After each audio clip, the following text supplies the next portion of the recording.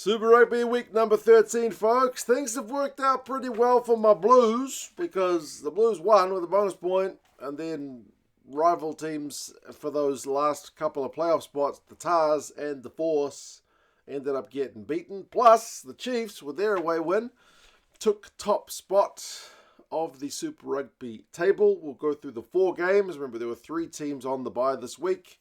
The upcoming fixtures for round 14, how the table's looking, and you guys can let us know your thoughts on how things are going as we really knuckle down for the final few rounds. Blues Drua was the first game, 34 points to 5. The Blues kept it tight. If you didn't watch it, yeah, there wasn't a lot of expansive play over in Suva. Fortunately for the Blues, I think it was a night game rather than afternoon game, so not quite the same impact as some of the other teams have to deal with the heat in Fiji. But the Blues forwards went to work. Renata, Fusitua and Ta'avao scored tries, plus a couple to the backs in Funaki, which was a sniping one, which was built up by the forwards. And then FORbRU got one as well. Just Ravutamanda's one towards the death in kind of last try wins fashion. Got the Drua on the board with the crowd, you know, having something to cheer about. But otherwise, the Blues, you know, just strangled the life out of the Drua in that one, to be fair. Possession, 56%. So more ball, and turnovers conceded 15-11. The Drua dropped a lot of ball.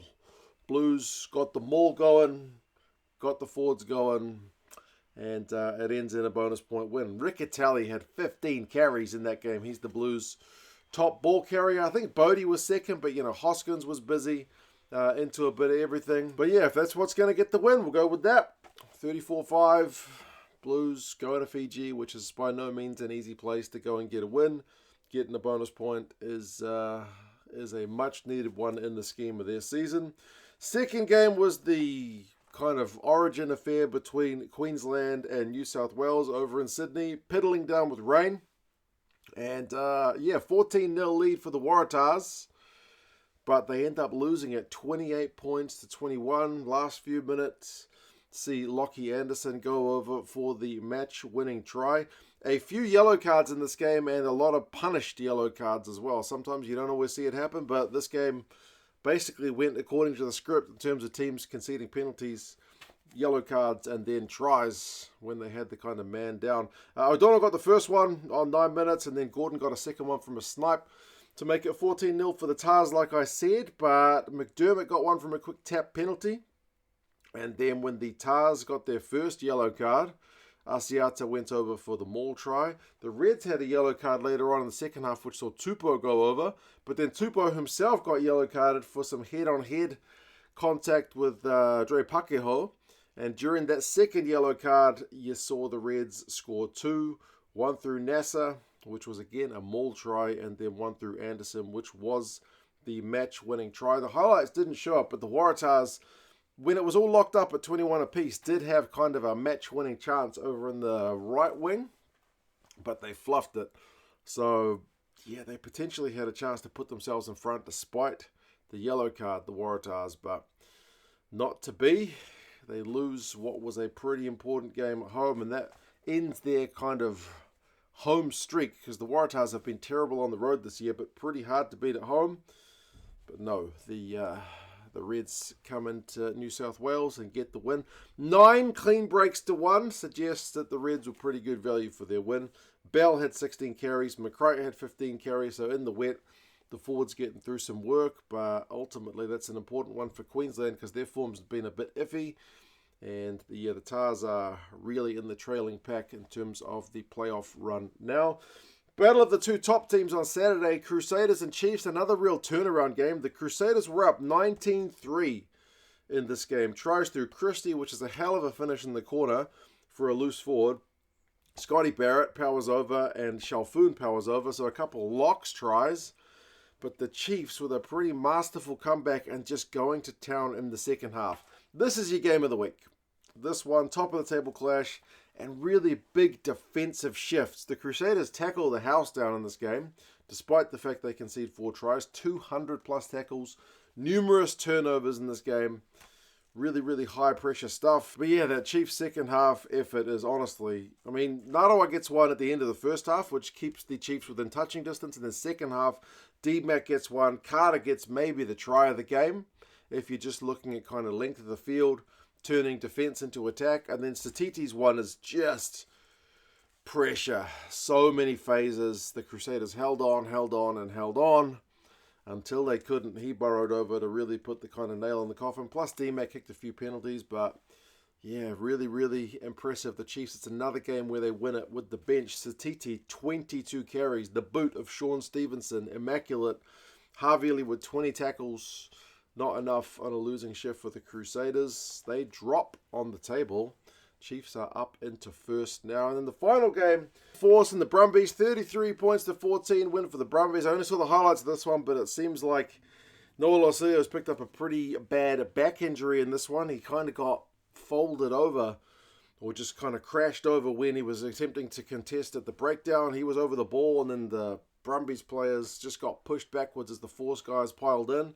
So he just kind of went back over, and yeah, it looked pretty serious. He was off on a stretcher, so we will monitor the news with that one.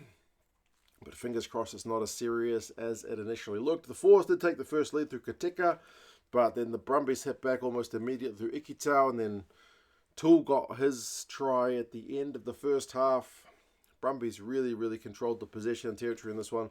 Hooper, Sapsford, and Balron getting over for 3 second half tries for the Brumbies. Just the one try through Greeley, which is maybe the try of the game.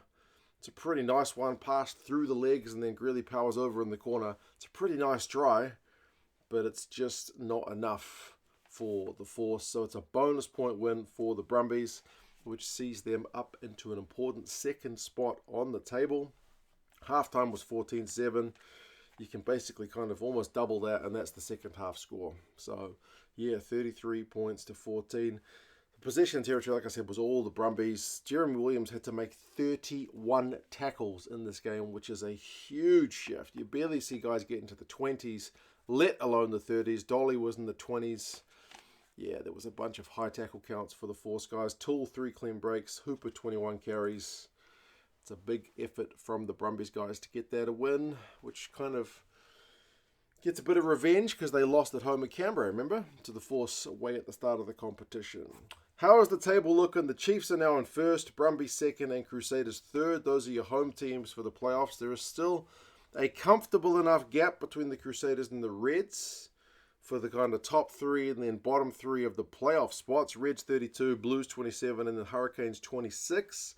But it's really hotting up for 5th and 6th. I think the Reds are looking a bit more comfortable with their 32 points, but Moana Pacifica just outside the playoffs on 24. Waratahs have got a hard run in on 22, and likewise the Force on 22, but you feel like it's kind of between Blues, Hurricanes, and Moana for those 5th and 6th spots. Maybe. It's possible the Waratahs or Force could push through, but it just seems a little bit further away for them. Interestingly, we are going to see direct clashes, at least between the Blues and Moana in round 14. But first up, we've got the Hurricanes and the Highlanders on Friday. Important game for the Hurricanes to punish a lowly Highlander side who are coming off the bye, both sides. Waratahs and Crusaders. Crusaders will be looking to bounce back. Waratahs have been better at home, so that could be a really interesting one. It's an important one for both sides too.